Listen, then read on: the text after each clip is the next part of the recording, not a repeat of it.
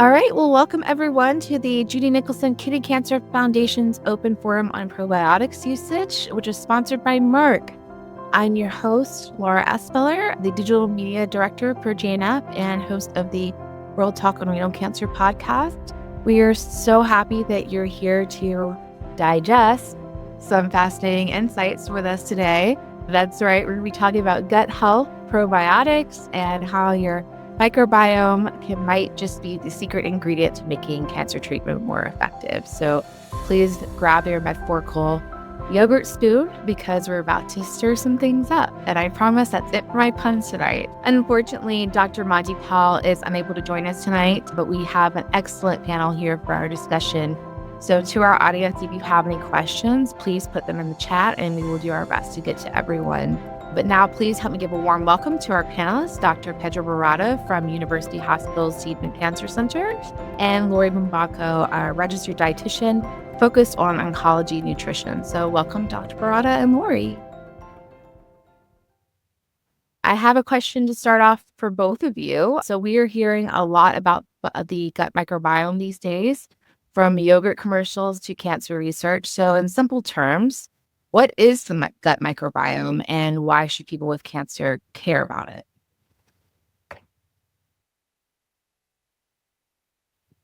I think Pedro should take that one. Laura, I'm fine. Go ahead, please. It's all good. No?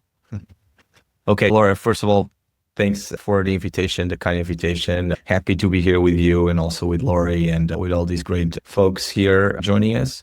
Super hot topic, right? So if we were to break it down the way we explain it to patients in the office, we really talk about a bunch of trillions of bacteria, viruses, and other microorganisms that actually live in our digestive system.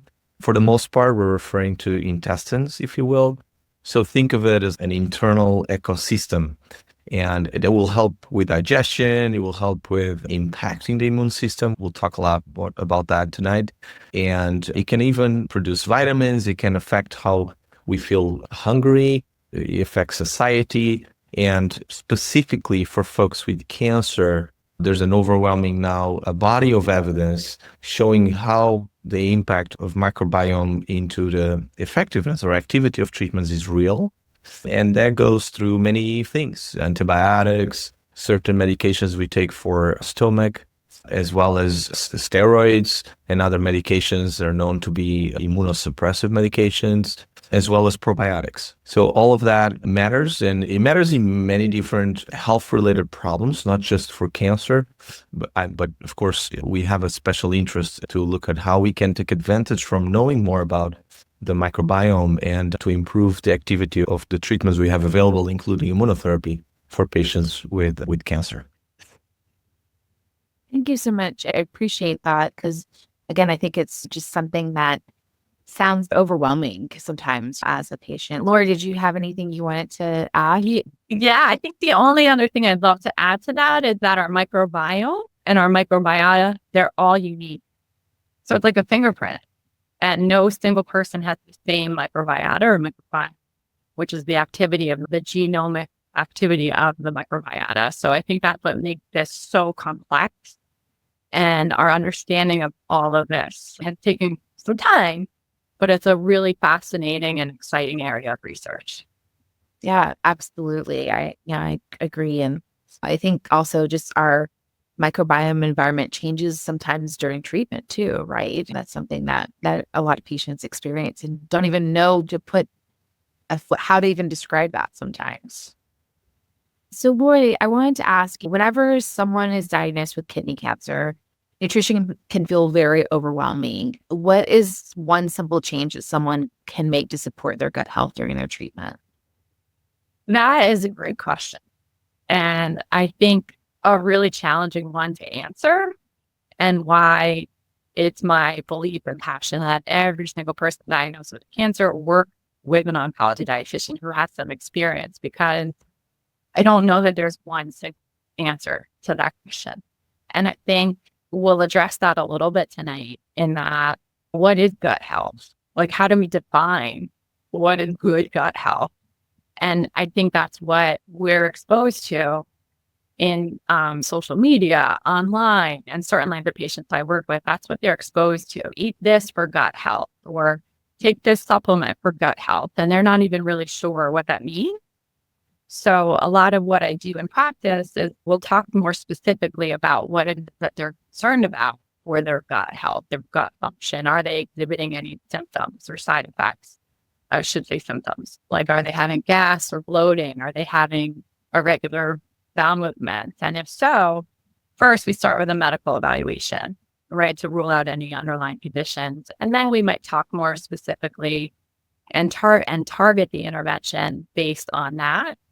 And a lot of what I do, just like our gut microbiome is unique, I think our digestion and our diet and our tolerance to certain foods is unique as well. So I think one way someone can help themselves is actually to keep a food diary, and one that can help identify side effects or, again, symptoms related to what they're eating, because then they might be able to identify on their own the foods or the amounts of food that they're having that might be creating some problems that they're noticing for their gut health. And that's an excellent point. So thank you for sharing. Dr. Barada, you are studying the connection between gut health and cancer treatment, which is fascinating, but unexpected for some patients to hear about. What made you want to explore this connection? Sure. Thank you, Laura. So I'm a GU oncologist. That means I treat prostate cancer, kidney cancer for the most part. And I run a clinical trial program out of Case Western UH in Cleveland. So what that means is most of the research I do is directly related to patients. So I'm heavily involved in bringing new treatments to patients or trying to answer questions that we still don't know, but always involves directly in patients. I don't spend too much time in the lab. My research is in the office, if you will. And so in our attempt to investigate novel treatments, we also want to investigate ways to make the treatments already available working even better. And so that's what I spend time doing. So we've been paying attention to how the microbiome can affect the activity of specific therapies known as immunotherapies, which is, as Laura, backbone of what we do these days for renal cell carcinoma, for kidney cancer. And we had emerging data suggesting that different ways to impact the immune system will affect the effectiveness of those immunotherapies. And one of the preclinical data, but then preliminary clinical reports suggested that the addition of probiotic would improve the activity in a significant way in patients receiving immunotherapy. So we're not changing the treatment we're giving to patients, but by changing the composition of the gut microbiome, we see that group of patients are able to benefit from it significantly more than those who don't. And so that kind of trigger our interest even more in trying to do it in an objective way. And so that leveraged a number of things. We will talk, I think, a little bit more about what the cooperative group is doing around the country on that topic. We also started stool sample collection here with that goal. I'm doing a collaboration also with the Brazilian academic institution, sending samples to us, etc. So we have genomics. So we test the genes in the tumor. We're testing the stool samples. We're testing the blood of many patients that we try to get a full picture. And part of that is the description of the gut microbiome. So that triggered what we're doing locally at more national level. We'll talk a little bit about the research going on, and there are others with interest in that. And it's not just the only study that might be around in kidney cancer. There's other studies out there, fecal transplantation, etc. But for me, it's really a natural step. It's hard to ignore the data and the signal that comes from all those different data sets. And so for me, it's so fascinating, it's so interesting that I wanted to spend more time and energy into it. Well, thank you for sharing that. And I think it's, again, an area where there's a lot of buzz about a lot of these different, we call them as patients probiotics, which isn't always necessarily a fully accurate term for these different types of treatments. And so thank you for sharing that. One of the ones that I'm sure we're going to talk about tonight, I want to kick off is, I know that you're involved in some preliminary studies with therapy known as CBM 588. And there's already been a few very small phase 1 trials that have combined CBM 588 with immunotherapy. And one, maybe you could help explain for our audience, those who may not be familiar, what CBM 588 is, would be really helpful. And then what about that in particular makes it such an attractive target for enhancing it with immunotherapy? Sure. Yeah. So I'll try to share the story briefly.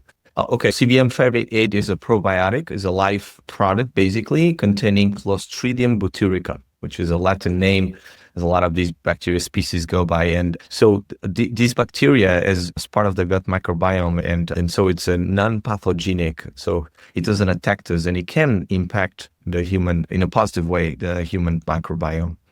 So essentially, CBM 588 has then Clostridium butyricum, and we're changing the gut microbiome that way. It has been around in Japan, available in Japan, in fact, for benign conditions. Folks who have functional syndrome are taking CBM 588 with beneficial results. And then there's a company in the US that wanted to leverage CBM 588 here in the United States and in California in City of Hope.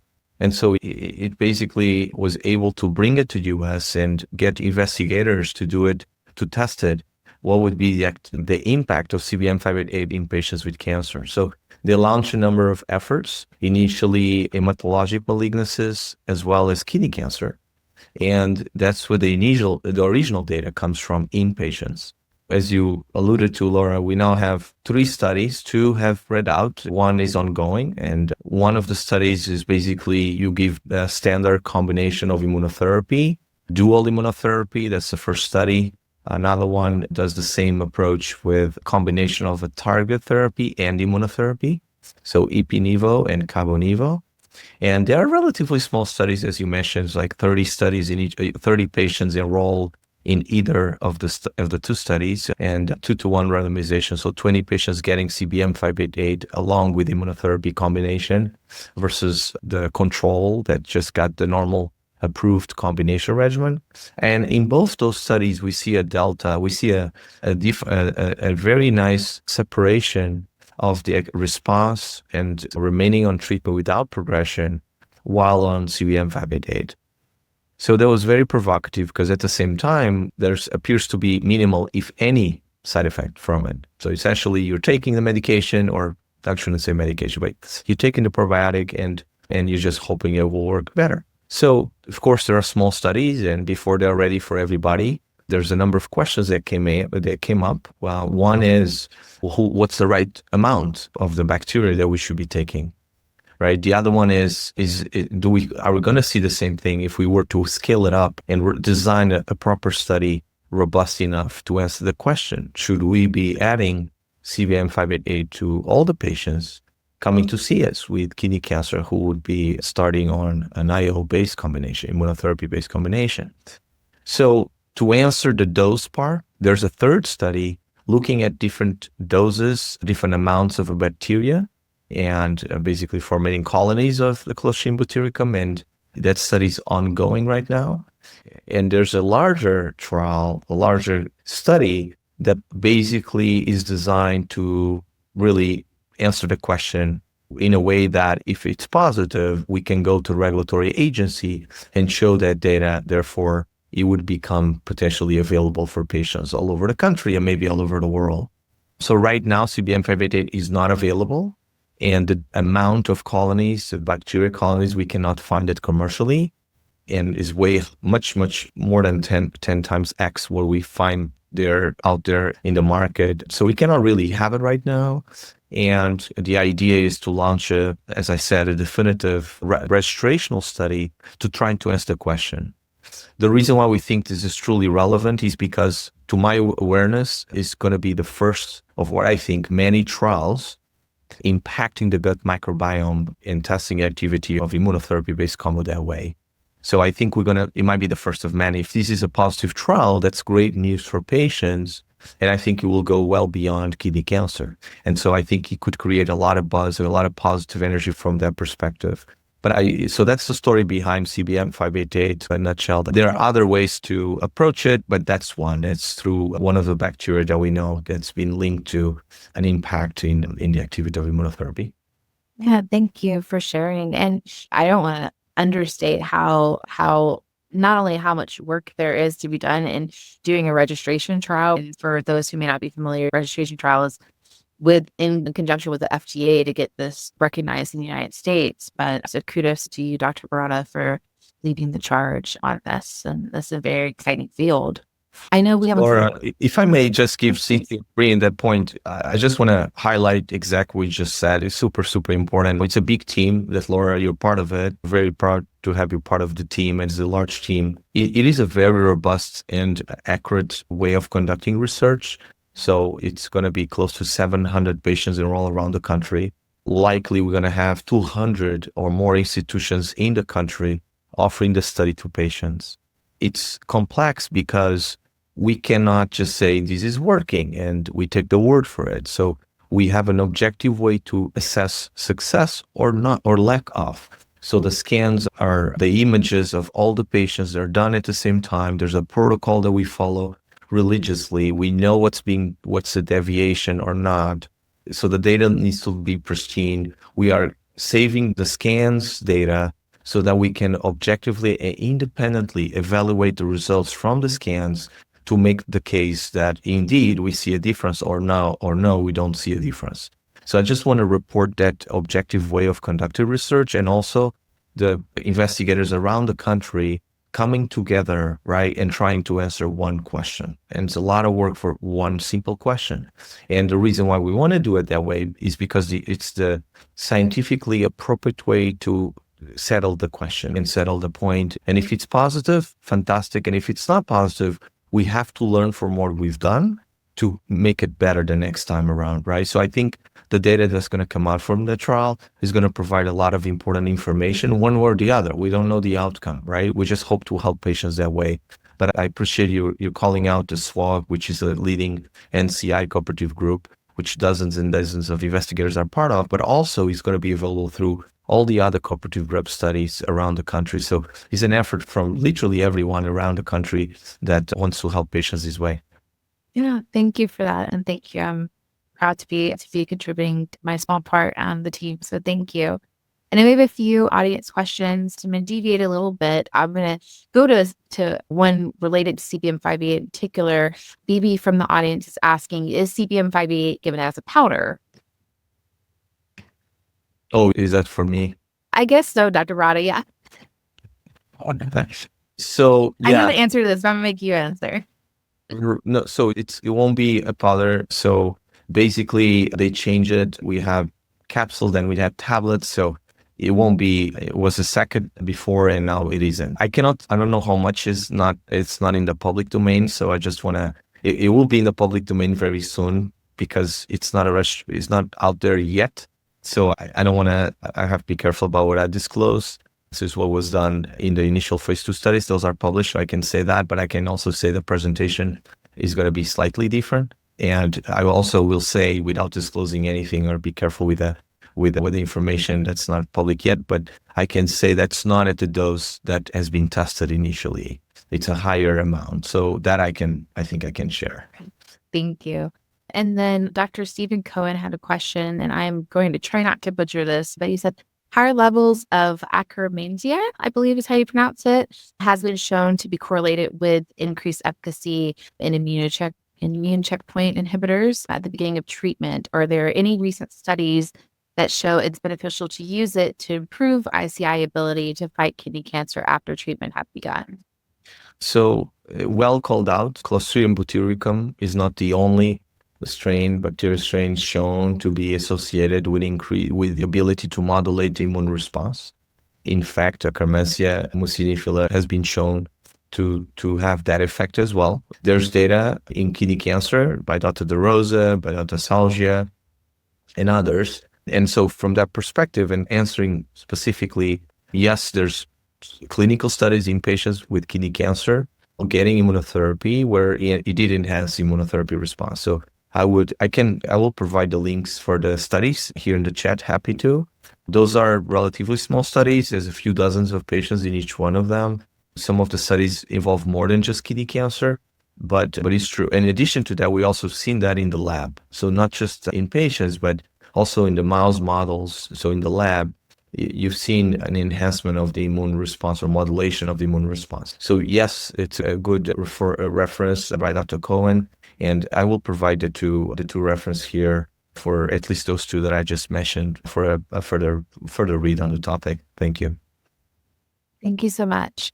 I'm just curious, do we know yet whether changes in the microbiome are a cause or a consequence of immune response in kidney cancer patients?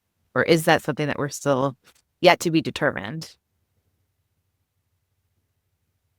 And Dr. Barat, that's for you or Lori? That's for Pedro. Oh, sorry. I was looking for a link. Can you ask me a question?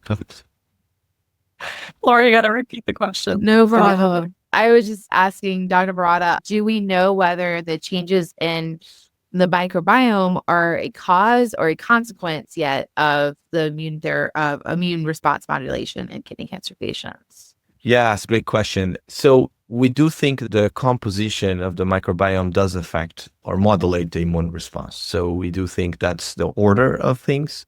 Now, can immunotherapy change it? It's possible. The same way that other treatments do, like antibiotics, like PPIs, things that we take a lot of times so often, like steroids.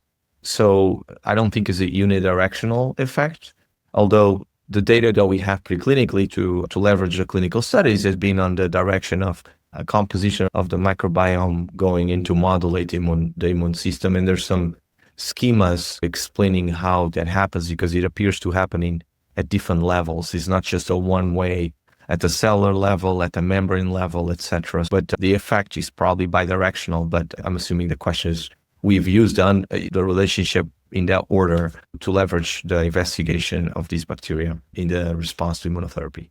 Thank you. I'm going to let you find those links for Dr. Cohen. And Lori, I want to pivot to you for a minute. From a nutritional standpoint, what are some practical strategies that can support a healthy and diverse gut microbiome in cancer patients? That's a great question. Yeah. So the operative word in that question is diversity or diverse, right? So there's a fascinating group called the American Gut Project that's using citizen science, as they're calling it. And it's like over 10,000, not only just American, but internationally. I think they're also collecting some data. And what came out of this group that's really pretty compelling is that those individuals who ate the most diverse plant-based diet had the most diverse microbiota. And diversity is a good thing as it relates to microbiota. There's some, and really more specifically what they found is that for those individuals who ate 30 or more different plant foods per week, had more diverse microbiota compared to those who ate 10 or less. So that gives me job security, I say. Most of us are probably not eating a diverse whole food plant-based diet. And so I think like practical ways of doing that, and again, that's when working with an oncology dietitian can be so helpful because we basically meet patients where they're at. And it can seem overwhelming. How do I eat 30 or more plant foods in a week?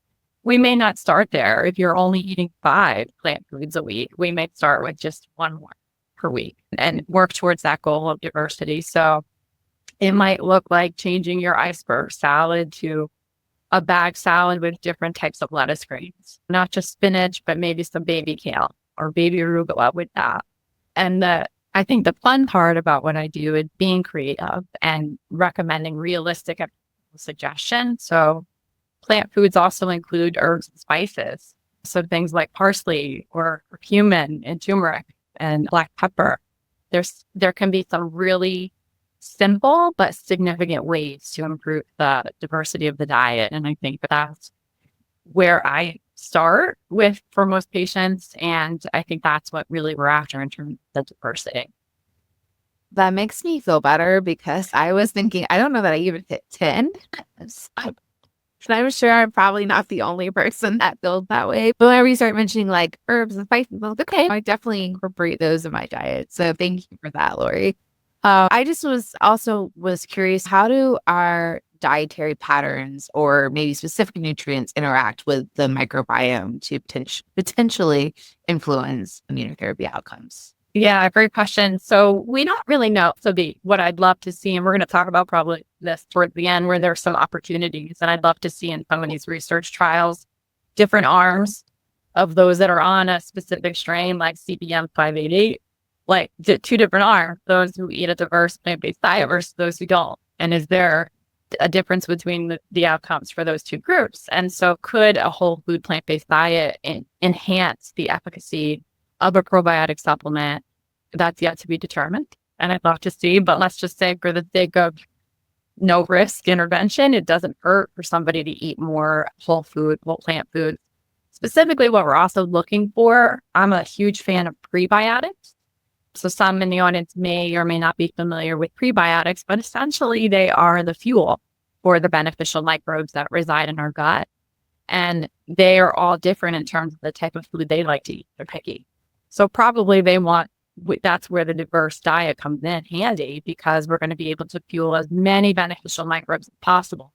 And when that happens, they flourish. And then the activity that benefits us flourishes, right? They become much more functional and create some downstream effects because of that.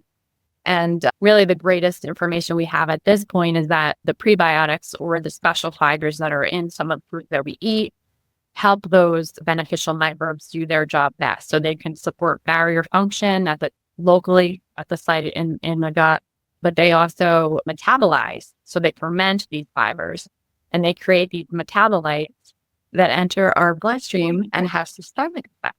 So we know that they can be anti-inflammatory, but also enhance immune activity and immune function. So it's really exciting in that way. Now, it's a misconception that all fibers are prebiotics, and that's not the case. So only certain fibers function like a prebiotic, which is really the new kid on the block. I think we only just defined what prebiotics are in 2016, I believe. So I think there's still a lot more to learn about them, but we can get prebiotics both naturally in some of our plant foods, but then they're also synthetically added to some foods. So my understanding is that we don't have a recommended amount to take in daily. Like there's no dietary requirement, but most of the experts are suggesting about 5 grams per day. And so the foods that have the highest amount of prebiotics are dandelion greens. And yes, that's like the weed in your backyard. I recommend you go source them from a grocery or a farm market, but also to onions and garlic, and preferably in the raw form. And then family of onions, right? So leeks, for example, and then also asparagus, and then wheat bran. So again, I think if you're looking to enhance not only obviously the diversity of your diet, but those specific foods, trying to have some onion and garlic, especially raw forms, almost every day in order to get that impact in terms of the benefit. That's great. A lot of people don't know this, but I started gardening last year. It's like my therapy. And now I'm going to go plant some dandelion purposefully, not just be pulling it from my backyard. But like Lori said, better to buy it at Whole Foods or at the store.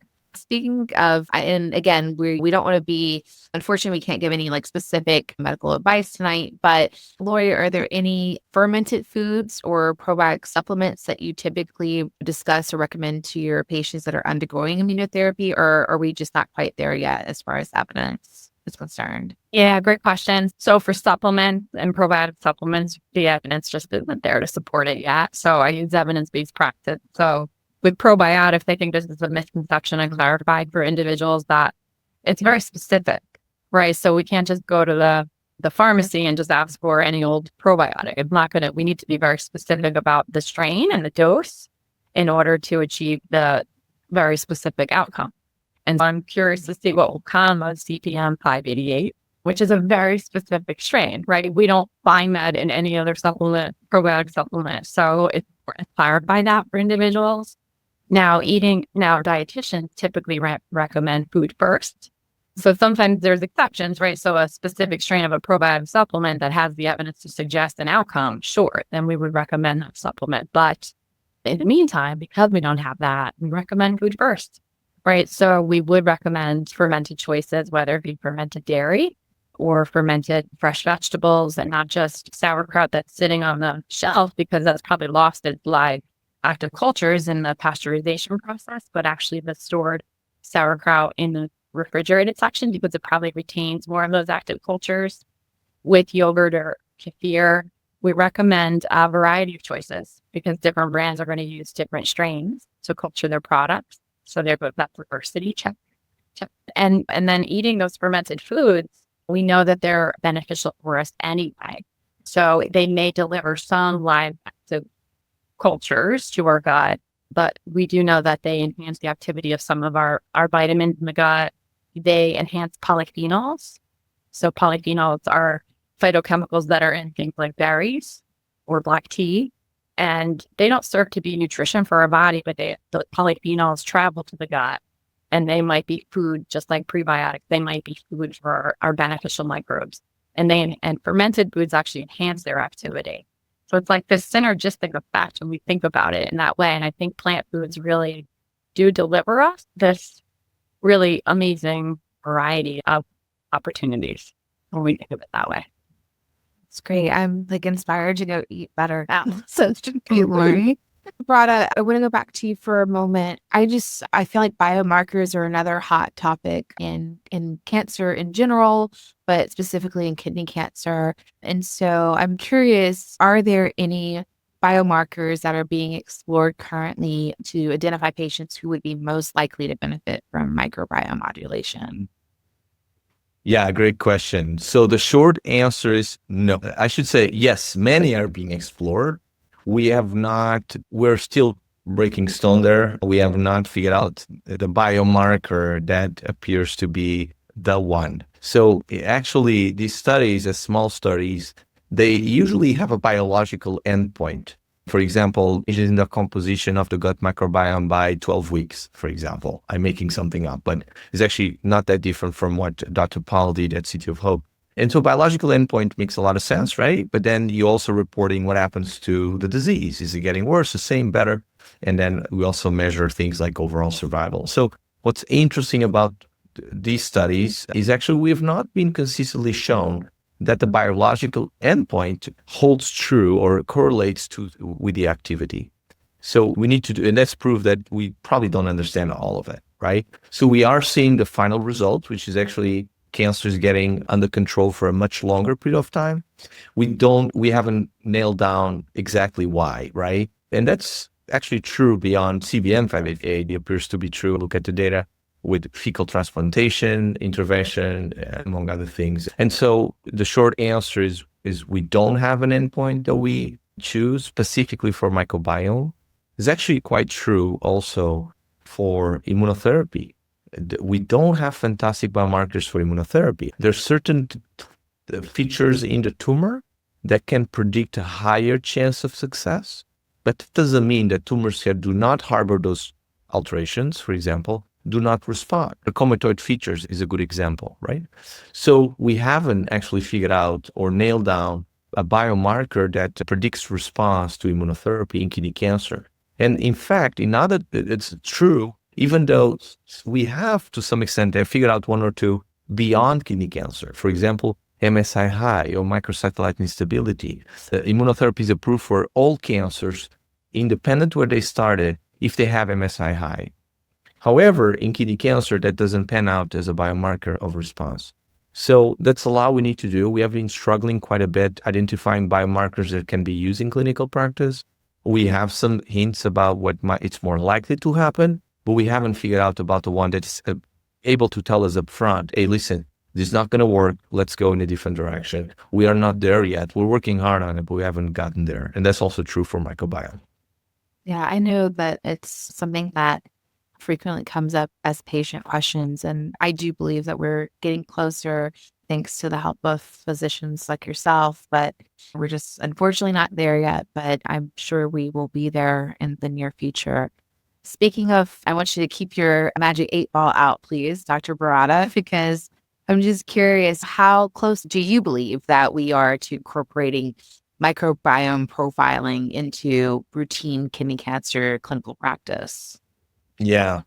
Okay. So the trial that we describe is probably the first one to get the answer. If all goes well and if the accrual goes well and we get the results, we should know by 2027, 2028 where we're going to be. So from that perspective, and the reason I bring that up and I think it's important is because every time we have a new intervention showing a significant effect in the outcomes of patients, there's a big push for the community around the world really to apply it in clinical practice. So I would say within 5-7 years, we would see that in case it's positive. I do see many different groups having a growing interest in first of all, in getting stool samples, which is not the same as getting blood samples, right? Or tissue samples from biopsies. So I see a growing interest. So we're getting the expertise to do that, right? And the kits are becoming available, right? People are starting to buy those kits to have them available in their clinics and explain patients how we do it, etc. And the next step is like building biorepositories that include stool samples to do the profiling on a regular basis. And then the next step is to incorporate that as part of all the information you have about one patient. Characteristics about the patient, the characteristics about the tumor, the genetic characteristics, and on top of that, maybe the microbiome characteristics. So I think I'm expecting within the 7 to 10 years for us to be a very significant point where whether everybody doing that under the sun versus large, perhaps academic centers doing that or the larger centers doing that, absolutely. I think it will be very possible that we'll be able to ask that the same way that we ask to sequence the tumor today for gene alterations. So I do think we are maybe less than a decade away from that point.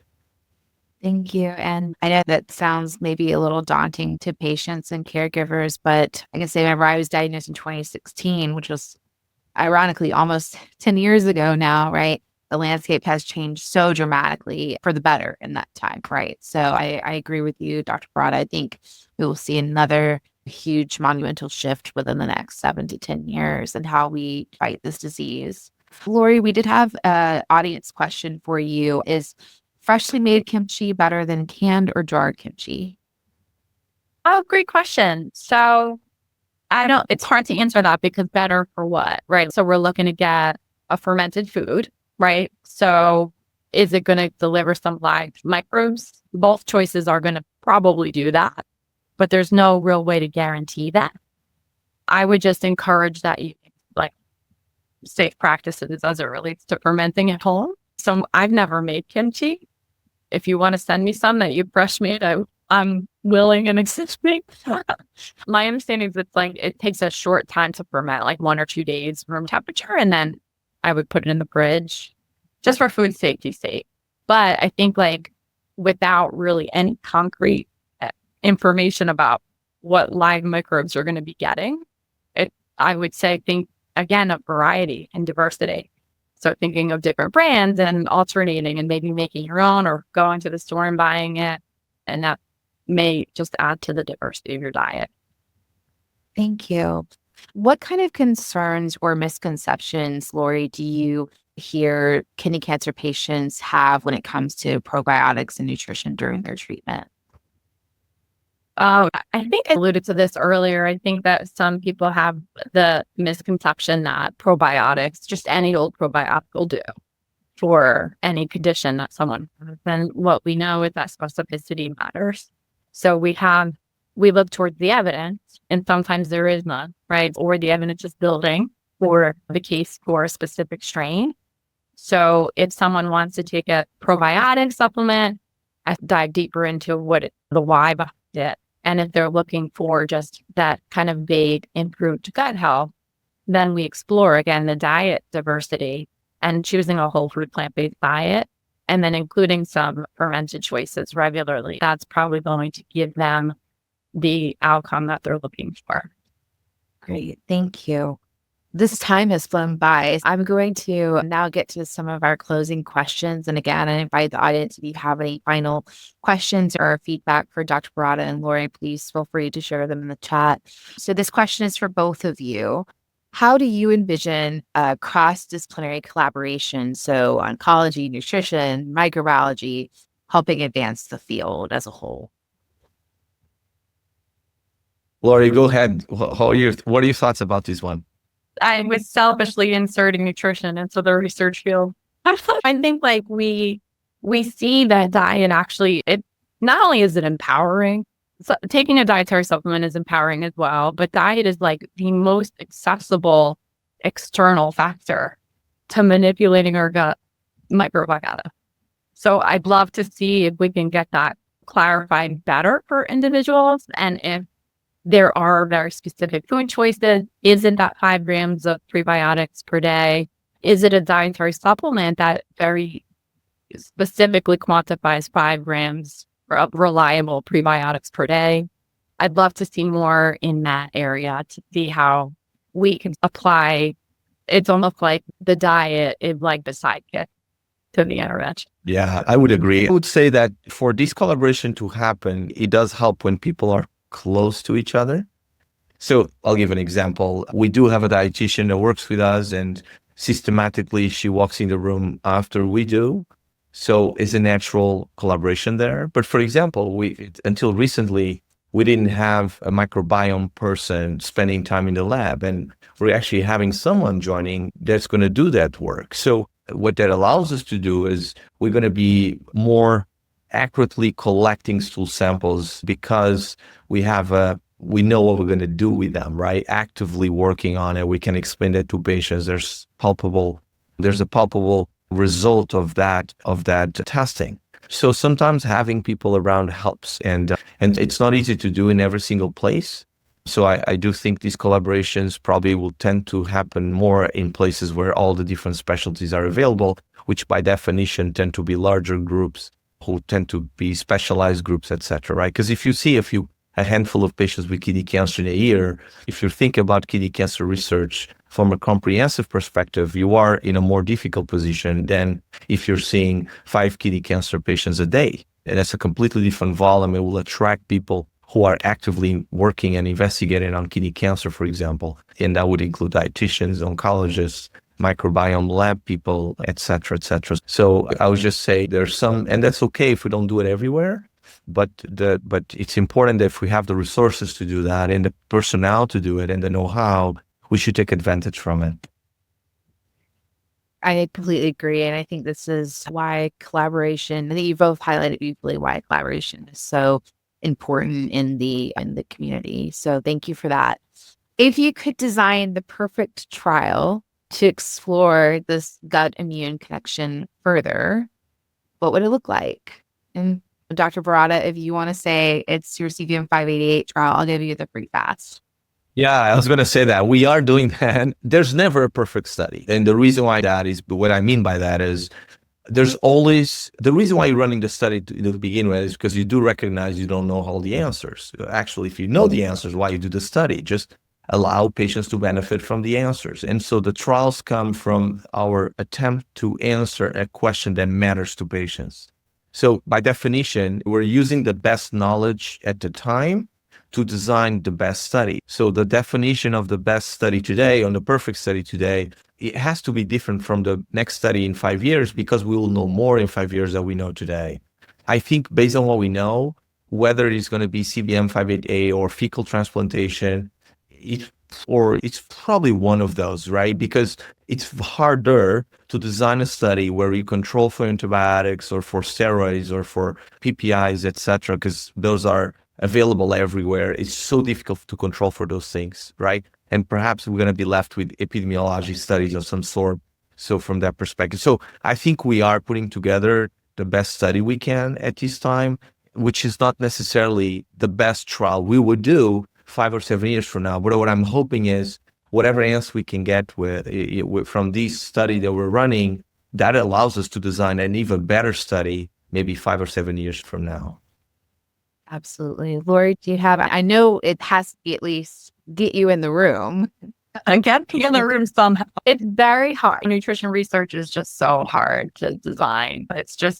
We rely really on observational data because diet is just something that's hard to control unless you're going to lock people away for a month or two and control their diet. So it's not easy to do. But again, I think if we understand the mechanisms at play, and I think that's sometimes good enough for us. And I'm just excited because when I first started practice, probiotics were a no-no. And now we're in this space where we're at least talking about it, and they might offer this really unique advantage that had conceptually, I think, been disregarded. And it's exciting to be a part of it and more about it. Absolutely. I know MD Anderson, I believe, was the one that did this study, and they did not lock people in the room. But I believe there was a small scale microbiome study that I won't explain nearly as beautifully as Dr. Barada would, but that was discussed at one of our SWOG meetings a couple of years ago. I think it was for colon cancer. They had a small scale study where they had a chef prepare meals for patients, which was like really challenging to do on a large scale, but was really interesting to hear about from a microbiome perspective and how it impacted treatment. But I'm not advocating for locking patients in rooms, to be clear. Any final thoughts from the two of you before we wrap up this wonderful conversation this evening? I just want to say briefly, Laura, that the positive pressure from the people and recognizing and calling out really that we needed to investigate more about this topic actually was an important pressure that led the scientific community to move forward with a study like the one is going to be done. So I just want to recognize that what's happening in the research, it's not isolated from the reality and or from people want to see if spending time and energy and effort. So I do appreciate the call out and the buzz created around the microbiome because that's creating the positive pressure for those in academia and in science to try to answer questions that matter to patients and to people in general. And please keep doing that because it does have an effect in how we conduct ourselves, in where we spend our time. Understanding our time and resources are limited, but we will probably try and spend time and energy in things that matter to folks and trying to get answers. So from that perspective, I'm very happy because I do see that as a consequence of the good pressure put by people want us to work more, honestly, and research that in a more objective way. Yeah, time. I love that. I think too that just from my perspective as an oncology dietitian, we know that nutrition is critical during cancer care, but I do consider myself a rare breed. There's not a lot of oncology dietitians that might be on the front lines, meeting with individuals who are receiving cancer therapy. So I think this is a really interesting way to, again, leverage the potential of diet and nutrition to enhance the outcomes. When it isn't done alone. It's, again, that psych, like the Robin to Batman. And it's just, it gives me a lot of hope for even my profession as well. Absolutely. And again, thank you both. This has been a really enlightening conversation, and I hope that our audience feels the same way. So I really appreciate your time this evening, Dr. Barada and Lori, and our audience. And I just want to wrap up with a couple of reminders. Again, we'll be posting this on our YouTube channel for the Judy Nicholson Kidney Cancer Foundation in a few weeks. Please subscribe. If you haven't already, please follow us on our social media channels as well. We're active on Facebook and Instagram, and we encourage you to not only follow us, but give us feedback, right? If there's topics that you want to hear about in these webinars in the future, please do. Also, we have our annual Celebration of Life dinner coming up in Williamsburg, Virginia, which is Friday, August 22nd. And I will be there, Lori will be there. And so please, if you're able to, we'd love to see you. We also have a symposium the following day that will continue on topics like this. So again, thank you so much to the Judy Nicholson Kidney Cancer Foundation and to our sponsor, Merck. And thank you very much for a wonderful discussion, Dr. Barada and Lori. Have a great evening, everyone. Thank you. Thank you. It was a pleasure.